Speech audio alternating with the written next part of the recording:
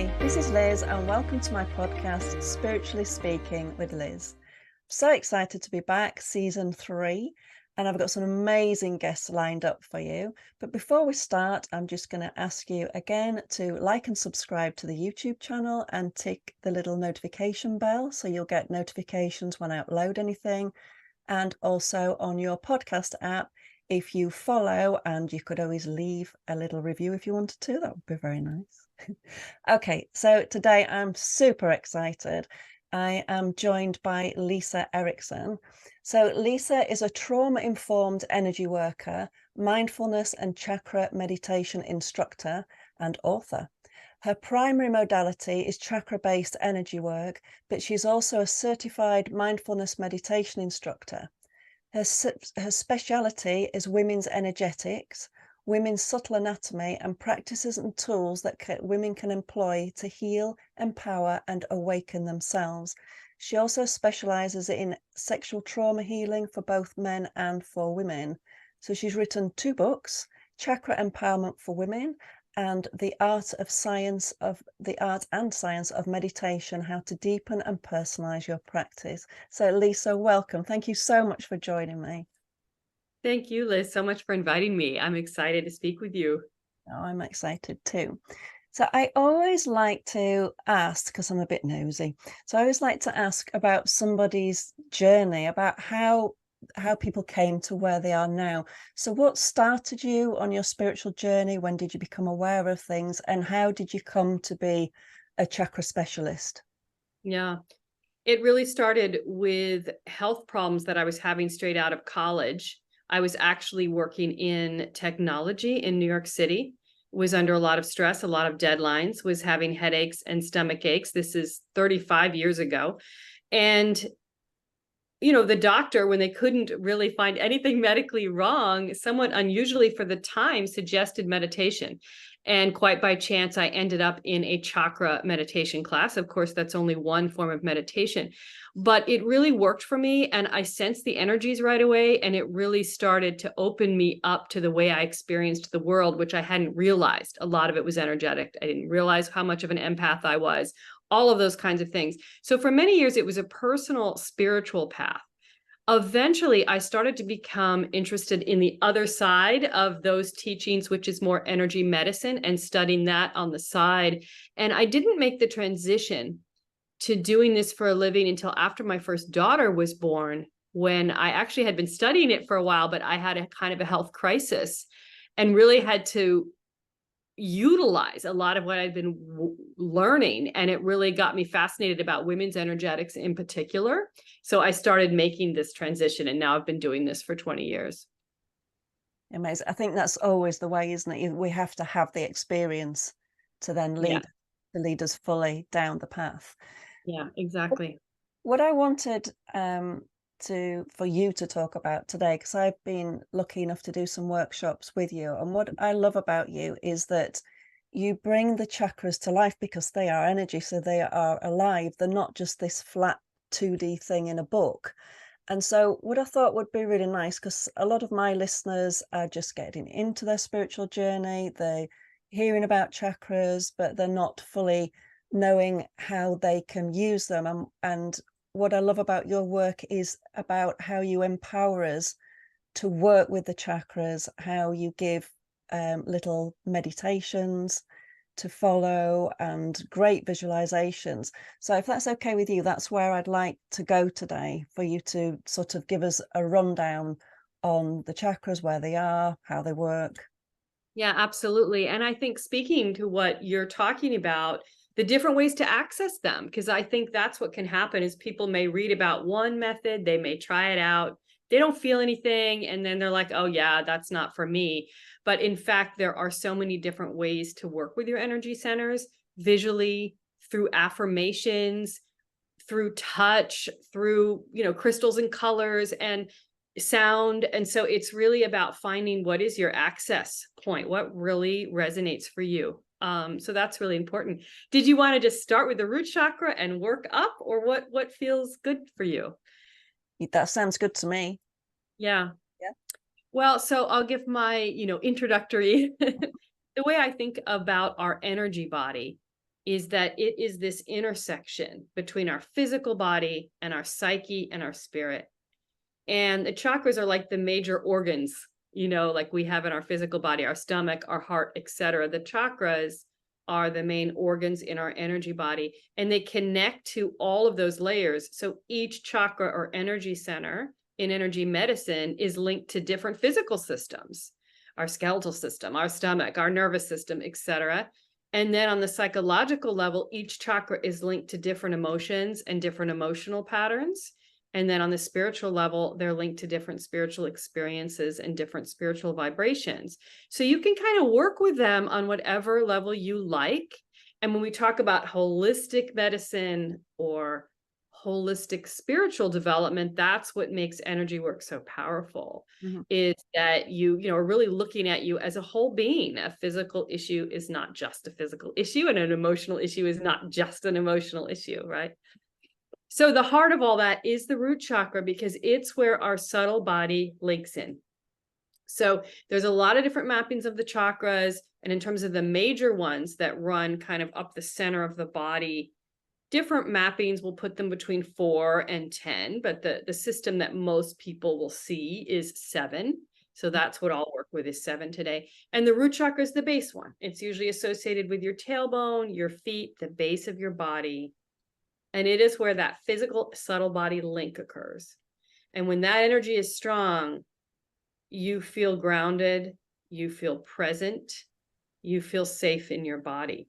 And if you have a hard time feeling those things, like someone who's experienced trauma, for example, may have a hard time ever feeling safe or grounded, there's usually difficulty accessing that energy, and we're going to work with that energy a lot. So I don't know how much you want me to pause, and we can talk about questions you have at each chakra, or I'm just hang off every word. Yeah.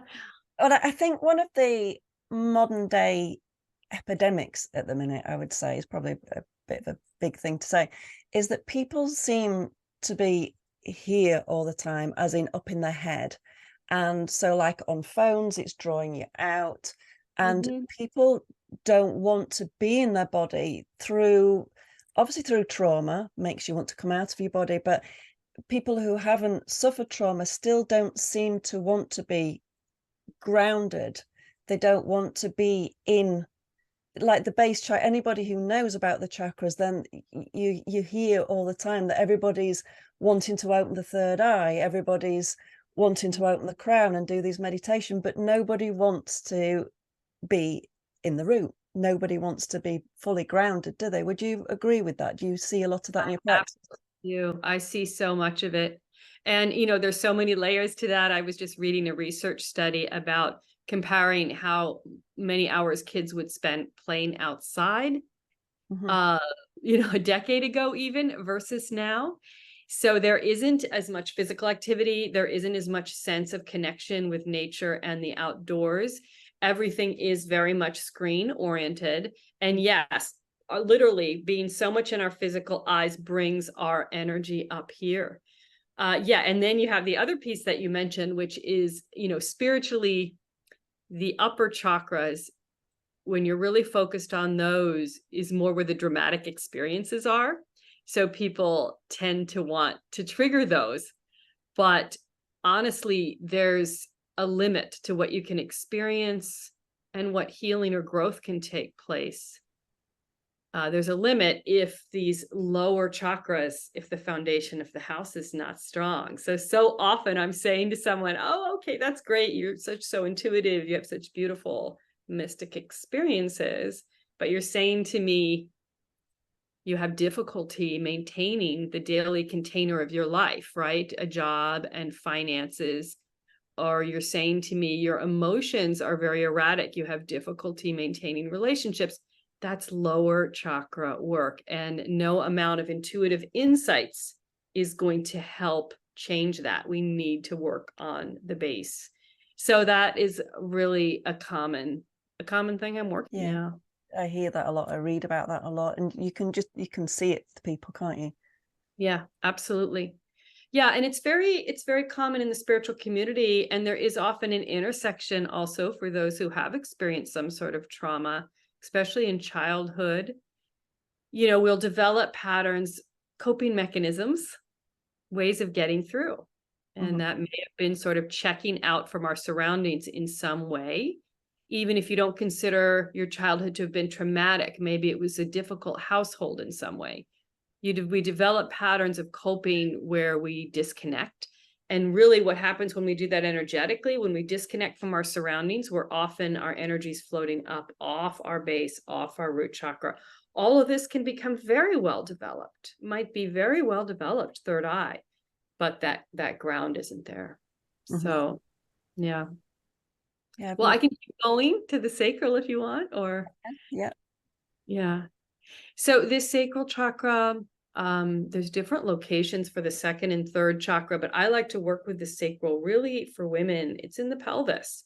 It's between the hip bones. It really corresponds to our reproductive organs, the womb space, which in women's spirituality traditions is very sacred. It's primordial creativity and birth and fluidity and feminine energy. And everyone has that, of all sexual and gender orientations and identities. We have both feminine and masculine energy. But in all of us, this chakra is the seat of that. And it's also linked to our ability to be fluid. It's linked to the water element. It's linked to sensuality and sexuality. And in terms of energy medicine, it's linked into our hormonal balance. And so this is the chakra that goes through a lot of changes as we move through life. For women in particular, in terms of menstruation, there's a cycle that goes through every month. Pregnancy, postpartum, menopause. So it can be really helpful to learn some of that in terms of the way that we age. So that's kind of the big themes around the second chakra. So anybody that's feeling any of those or feeling that disconnect, what can you give some ideas of like a practice that they could do? Yeah. I think the simplest way to connect initially with the chakras is sort of to experiment with visual, affirmations, and then maybe sound, right? So two that we can do very easily is visual. So and physical, visual, and affirmations. So just sort of settle down, anyone that's listening or watching, and notice your tailbone and your sit bones. Like, try to bring your energy down to the base of your body and experiment with just visualizing red light here, almost like a cushion of light that you're sitting on, that your tailbone is touching. And sit with that for a while and resonate with that. If you're watching this by recording, you can pause, right, to give yourself some time with that. Right. And see, do I connect visually? Oh, go ahead. I was just going to say, or if you're driving, come back to it later. Yes, good idea. Right, if you're out jogging, you can wait while you listen. Yeah. And then the other, and see if that resonates. See if, like, what is it like to pull your attention all the way down? Physically, does that resonate for you? Can you feel a warmth there? What is it like to visualize this red cushion or sphere of light? Do you resonate with the color, with the vibration? And then you can try affirmations. And the affirmations I would do, for example, for the root chakra would be, I am safe in my body. I'm fully present right now. And you can even look around and, like, notice, am I fully present? What are the colors? What are the sounds around me? That's the kind of stuff we work with the root chakra. And right there, we worked with physical, tuning into your tailbone, color with the red light, and affirmations. And you can just, those three access methods, which one really, like, give you a sense that you're shifting and connecting? And that's how you kind of figure out your access method. It's such a simple way. Yeah. Of trying. Some people are very visual. Some people cannot visualize at all, right? Some people, affirmations are fantastic. Other people, words get them too in their head, right? It's very different for each person. Okay. And then for the sacral, what is there that they could do for that? Well, in my book, so you've been in my class, I do the sacral lotus is like my favorite kind of foundation practice. It's really visualizing this beautiful lotus flower in this space. And you can just do orange light there, and you can do affirmations just like we just did, kind of in the lower pelvis. But I like using this flower because we have so many complicated messages around our sexual energy. So visualizing a flower that you personally find really radiant and luminous is healing in and of itself, in terms of creating this link of this energy being beautiful and blissful and radiant. And then just imagining light emanating up from your pelvis. Affirmations I would use on that chakra are things like, I am fluid, I allow myself pleasure, I welcome my emotions. My emotions are balanced, because this is the emotional chakra. Things like that. I put a lot of them in the book and stuff, but those are the main ones you would focus on: is your relationship to sensuality and sexuality, your relationship to your emotions, and your relationship to pleasure. Because that's been a really mixed message, hasn't it? From growing up, you're told that either sex is dirty, or anything that you do around sex, that there's shame, there's blame. It's so mixed, isn't it? There doesn't seem to be in many, well, particularly in the British culture, we don't talk about it. So there is that shame, blame type thing comes up, and it's so sad. I mean, some cultures do embrace it a lot more, but I think a lot of countries don't, do they? And so we're sort of brought up with this mixed emotions of, but I've got these feelings, but I shouldn't act on them, and it creates a real mix. It's muddies the water, so to speak. Exactly. And it really complicates our relationship to our body, because Mm. at the same time, we're getting the messages, that we all want to feel validated by others' attraction to us, and we're getting so many messages around trying to be sexy. So you're getting such complicated messages, right? Be sexy, but not too sexy, right? And so yeah, and it really complicates our relationship to our body, which women already, we have a very complicated relationship to our bodies in so many ways. And that impacts our relationship to those lower chakras, our ability to access them and have this strong foundation. And then I work with a lot of individuals who've experienced some kind of sexual assault, whether that's abuse when they were young, or an assault later, or harassment. And that can impact your lower chakras, because you don't feel safe in your body, which is root chakra, or with your sexuality, which is second chakra, right? So then it's like you have a tree where the roots aren't deep enough, right? That's what it's like when your lower chakras aren't strong. And when a big wind comes, that tree's going to fall over, right? Mm-hmm. So it's like going back to deepen those roots, getting comfortable with your body and with all the energies of those lower chakras. Okay, so then moving up to the navel chakra, as you call it, or some people call it solar plexus. Yeah, the third chakra, and it's really that whole belly area. And in energy medicine, it is linked to the digestive system. I like to focus on the bottom of it at the navel, which corresponds in like Chinese medicine and Chinese other traditions with the Dantian, or this power center. So I like to focus there, especially for women, on focus on personal power. And that's what this is the center of: personal power, your sense of self, your sense of yourself in the world, this balance between assertiveness and receptivity. And boundaries, so huge. I don't know which workshops you did, but it works so much. Yeah, energetic boundaries, our empathic ability, and our ability to sort of create a filter where we aren't taking on others' emotions. We are taking responsibility for others' emotions. We aren't letting those emotions become our own emotions. All of this has to do with that navel and really important chakra. And I love, it's linked to the fire element. So I love to just cultivate the visual of a flame there, right under your belly button, inside your belly. And that's one that I work with all the time with people, that can be very effective. Yeah, no, that is, I think the fire is what a lot of us feel. So either in the anxiety states that, particularly over the last few years with what's been going on, that's kicked everybody back into that, hasn't it?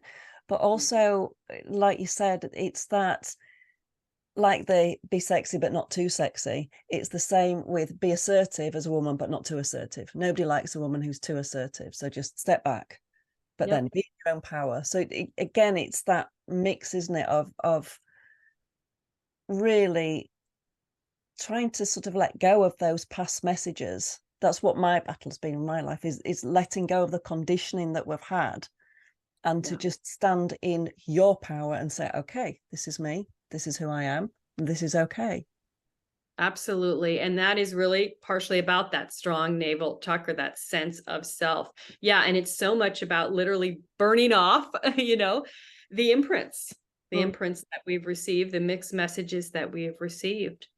Um, Often I like to work with the throat and navel together and, call it owning your power and voice. Mhm. So it's about stepping into your power, establishing your boundaries, and then being able to communicate those, right? So that the world honors them. And it's not easy. It's definitely a journey. Yeah, it is. It's a lifetime journey for some, for Yeah. most. Yeah. Okay, so from the navel we work up to the heart. So tell us. Yes, and this is usually where everyone wants to start. They're Yeah, like, yeah. those lower ones. Oh, that seems like a lot of I work. think people can sort of associate with the heart more, maybe, because you feel more. We've all felt that first heartbreak, that loss of a loved one. We've all had that physical feeling, so I think it's easier for people to dial into that and understand it. Yeah, and we're very social creatures and we all want to love and be loved. And yes, we've all felt heartbreak. We've also all felt like, if you think even right now, like someone you want to hug, a child in your life or even a pet, right? That feeling of wanting to pull them to you. Often when I'll say that to people, I'll ask, like, what do you feel? And they'll say, oh, I feel a warmth or tingle right here. Like, so often that's the heart chakra is the first place people will feel something tangible. Be like, yeah, what is that? Right? That's your heart chakra. That's this energy. And that's what this chakra is about. It's about our relationships to others, our relational sense, our ability to allow ourselves to feel loved, because some of us have a hard time allowing that. So worthiness issues, and also our ability to feel love for others, right? And those two things are in direct correspondence to each other. The exercise I like to do there is called Heart Star, and it's like, for part of it, you imagine light just coming in from every direction. Sometimes people find they have a hard time receiving that, and then you switch to imagine you're emanating it out, right? And you need to practice both, right? Your ability to let it in and your ability to emanate it out unconditionally, right? I find Yeah. that really interesting, because I thought it would be an easy, even balance, but it wasn't. And so working with that, it does take a little bit of time, but we don't realize how women, I think particularly, no disrespect guys, but women want to, we're doing everything for everybody because we want to, because there's an expectation for us to do that. So there is quite, again, another confusion there of the give and take, isn't there? Yeah, and sometimes it's hard to know. We're also conditioned to be people pleasers. Mhm. We're conditioned to believe, and there's plenty of men for whom this is true as well, but especially young girls, we are conditioned to be nice. So we can get confused. Maybe we're doing something for people all the time, but in fact, it's from this place of, well, if I don't, no one will love me, right? Or from this place of, this is what keeps me safe. I have to keep everyone around me happy. And then it's not actually a true outpouring of love. And there's also, resentment that builds up in there. Our own needs are not being met, right? And so that's where this interplay of working with boundaries and working with your ability to give and receive all is together. We're very complex, aren't we? We are. Yeah, and it's easy to get bogged down. Sometimes it's very simple, and so you're like, okay, just simplify it. Sometimes it's very complex, but that's why I like the chakras. Is it's creates this map that resonates for some people in terms of working with all these different layers that we do have. I think to me, it just makes a lot of sense. Mm-hmm. You know, when you think about like I was plagued in my 20s with digestive problems.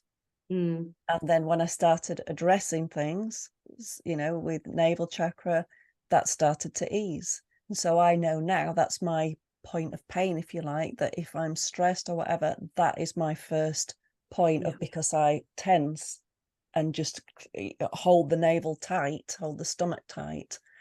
And then obviously it stops the flow, it stops the current.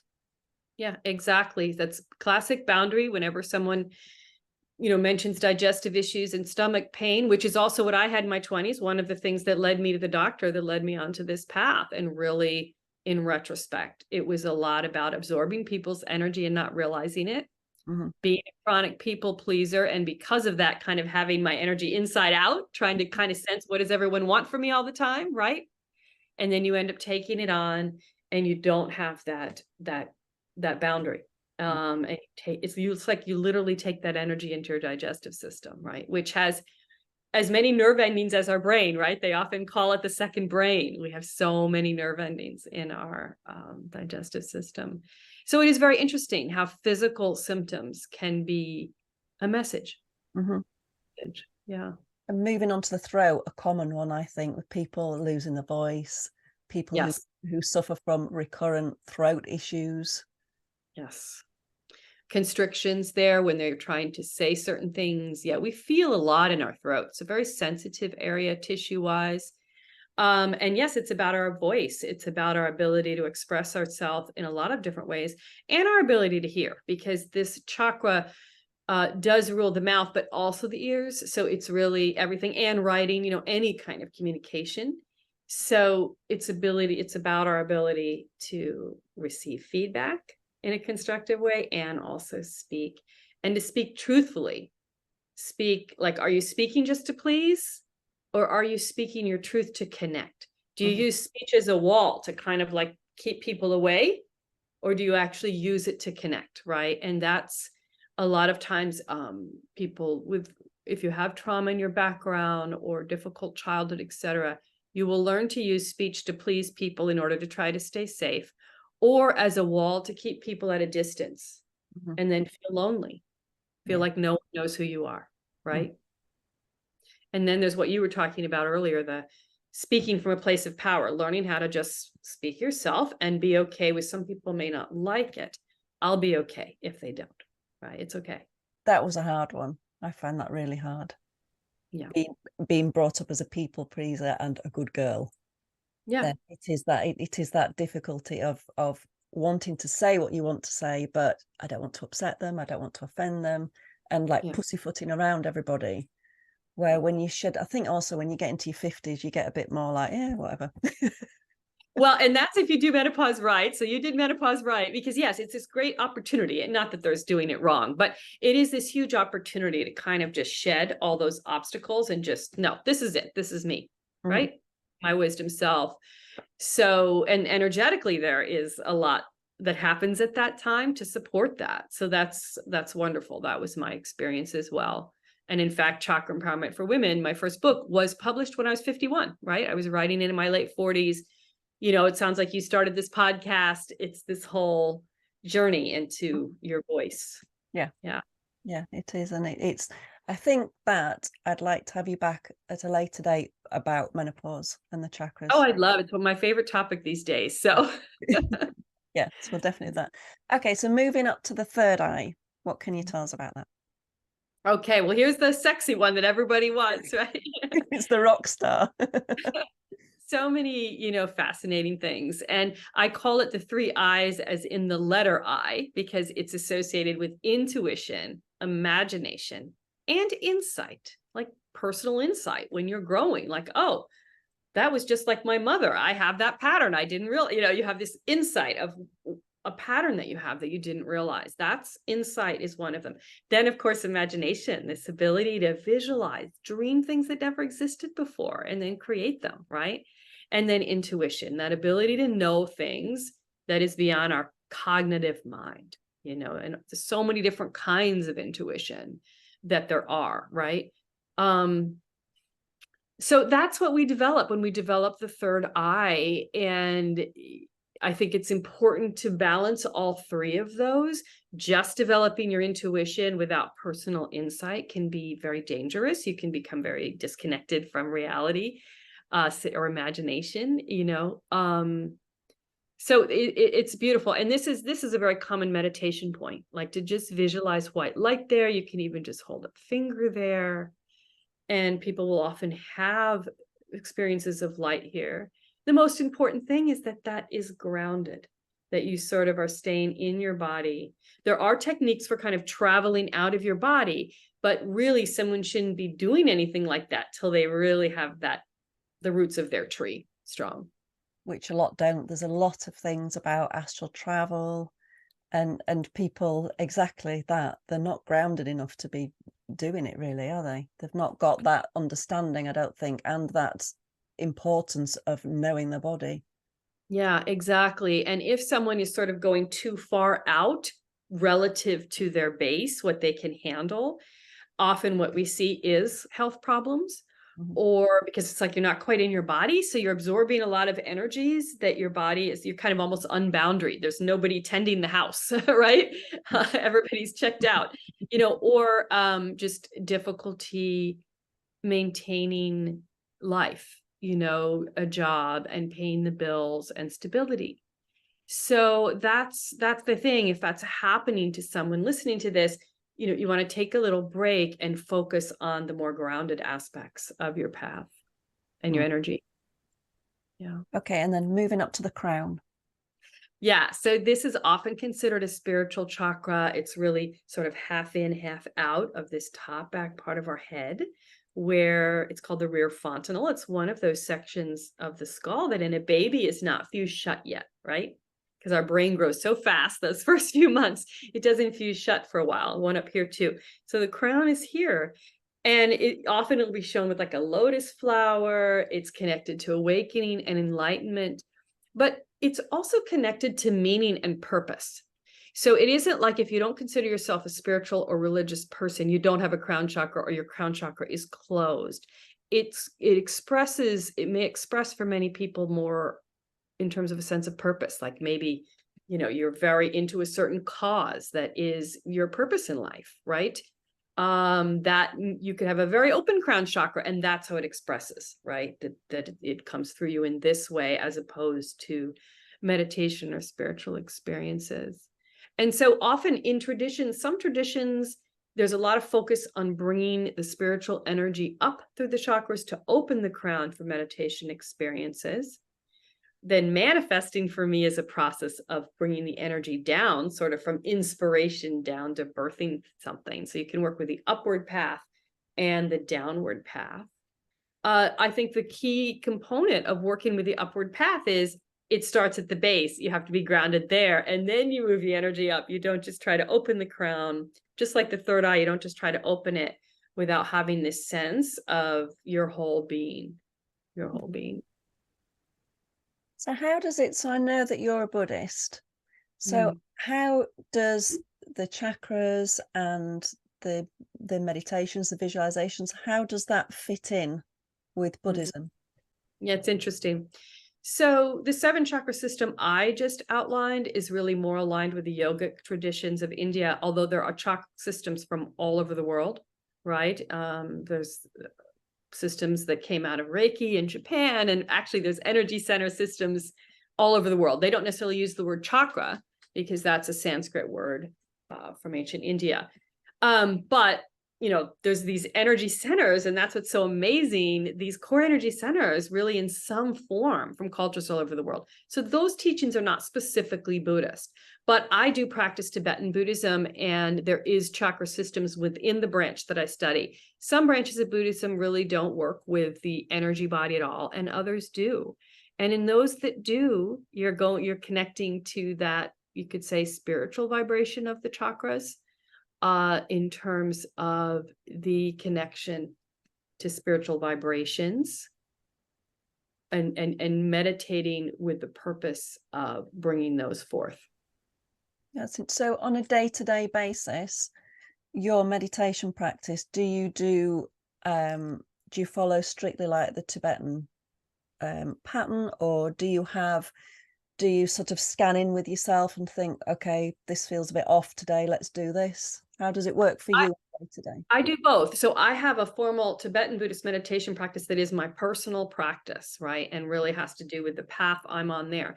But a lot of the work I do with the chakras, I call it more chakra activation as opposed to meditation. So I kind of reserve the word meditation explicitly for this awakening journey, which not everyone does.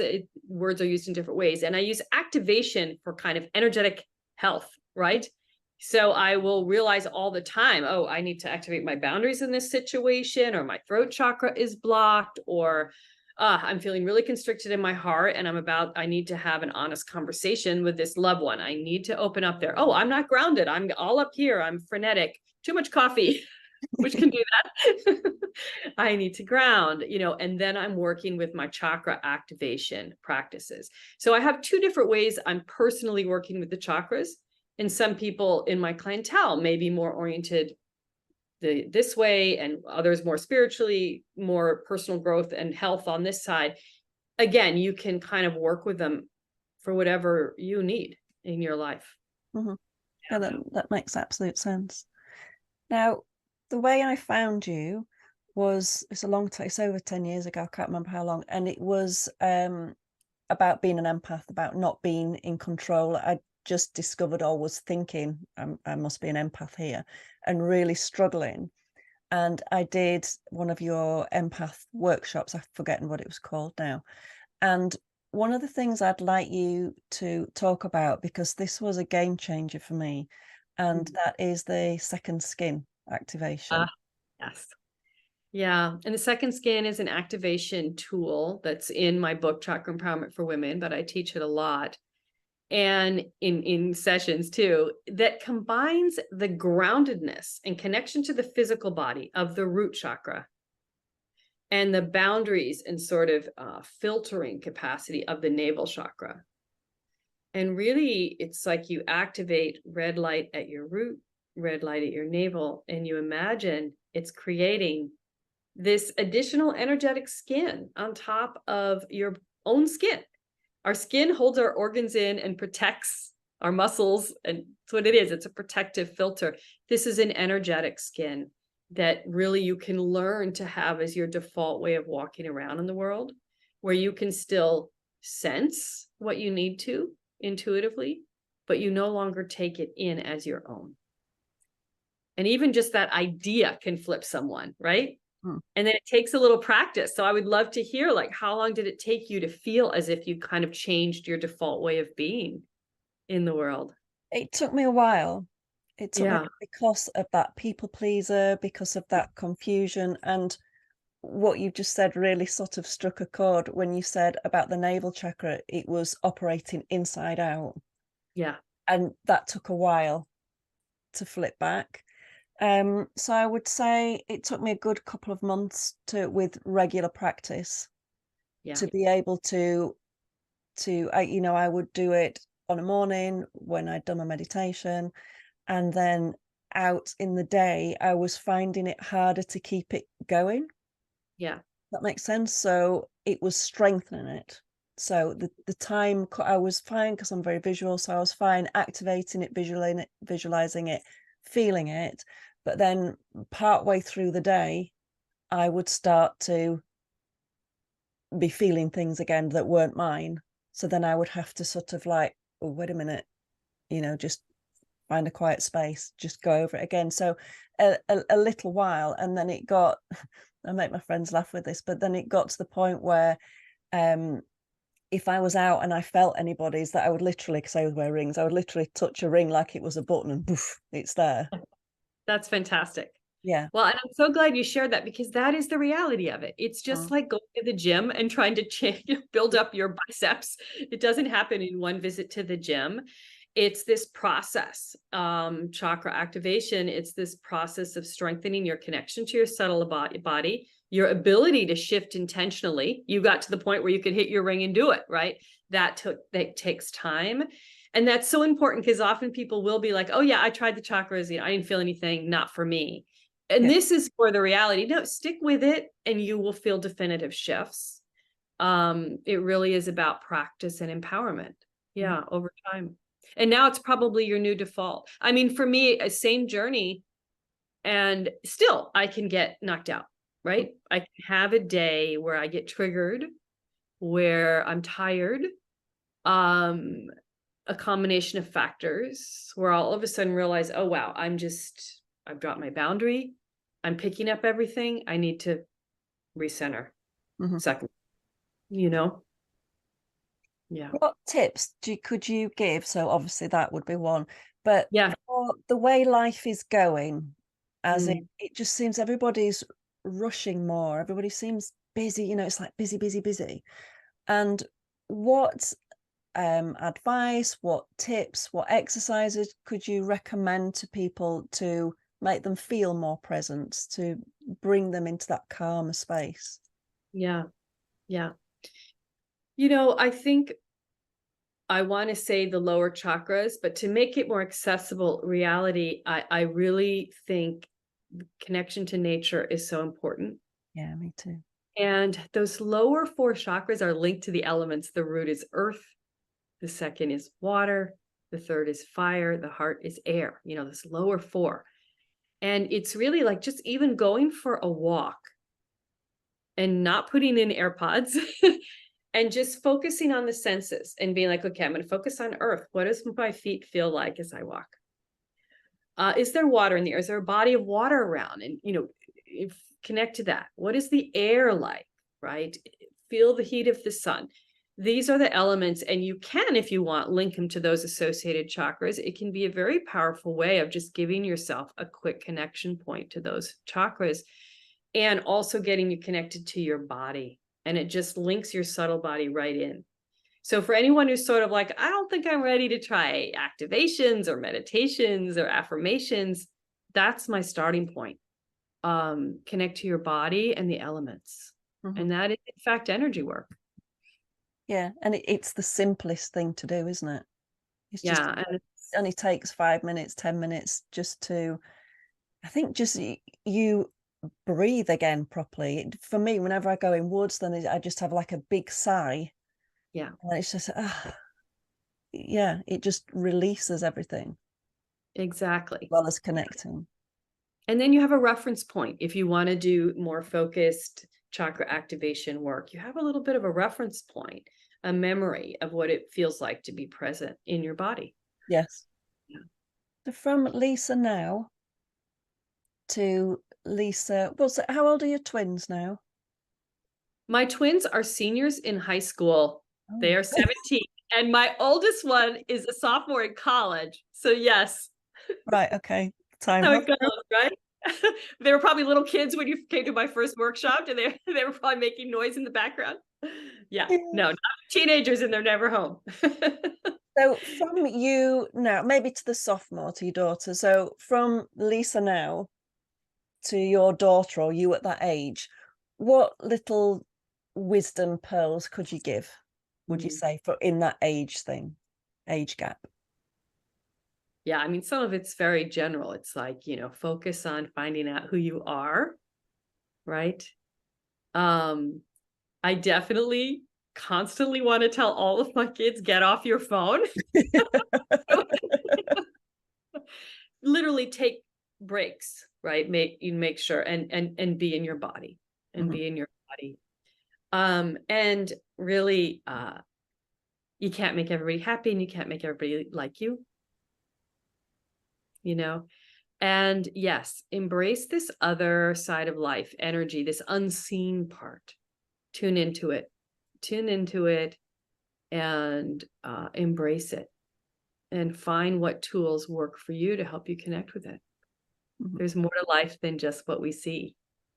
Yeah, so true. That's beautiful. And do you say this to your kids, or are they just like, oh yeah, I do. They roll their eyes a lot, but it's okay. Mostly at this point, they find it humorous. They'll send memes about me. So boomer, boomer, new age mom. It's okay. It's all good. I believe it all gets in because, well, we all know this, right? There's certain things. It's so funny because my parents, we did a lot of visits to national parks and things like that, which I grumbled about all the time, but it totally got in anyway, right? Like I ended up growing up to love nature and prioritizing that. So everything gets in, as we know as parents, even when they complain about it. It does, and it made me smirk to myself when you said about the three eyes, and I often now I'll say something like, "Oh my God, that's my mother." Yeah, So yeah, yeah, that's what happens. Yeah, we all get humbled in that way, right? yeah, definitely.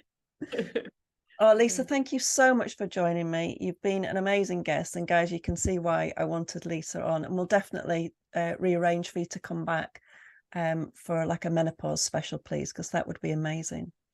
I So would love, yeah, thank you, right. Liz. I'm going to put, this is Lisa's book. I'll put a picture.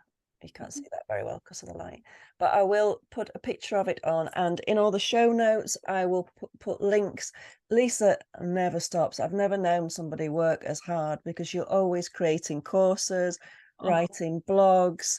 You run your own private practice as well as speaking on podcasts. So you're a real advocate for all of this. So I invite you to check out all of her work. So Enlightened Energetics is her website, but again, I'll put the details below, and that's her Instagram as well as, is Mommy Mystic still going? I haven't been blogging, but it is still alive. Yes. Oh, okay. Okay, Yeah. that's how I found you, as that. So yeah, there's lots of, if all that's still up there, there's lots of very valuable information on there. So Lisa, thank you so much for joining me. I've absolutely loved it. And thank you everybody for joining us, and I'll be back again soon. Thank you. Bye.